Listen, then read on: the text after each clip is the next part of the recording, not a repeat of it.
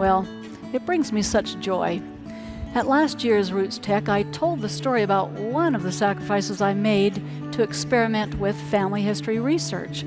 I gave up playing Scrabble by myself for 2 weeks so I could invest that time in family history. I didn't think that would make any difference. Well, that little bit of time connected me with family history in a manner I had never experienced before. That sacrifice actually changed my life. So much so that I completely gave up playing Scrabble by myself. Sacrifice does indeed bring forth the blessings of heaven. I was blessed to find so many ancestors who were desperate to make covenants with God and to receive their essential ordinances.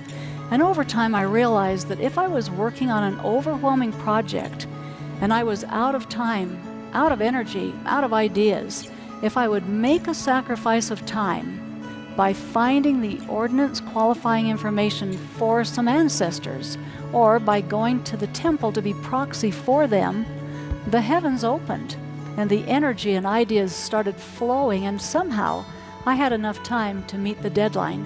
Totally impossible, and it would happen every time. And through that sacrifice of time, you became even a better Scrabble player.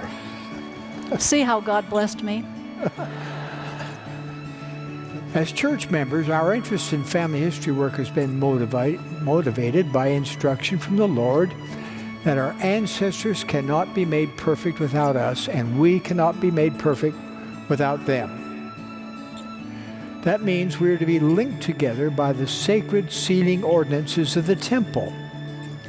We are to be strong links in the chain from our ancestors to our posterity.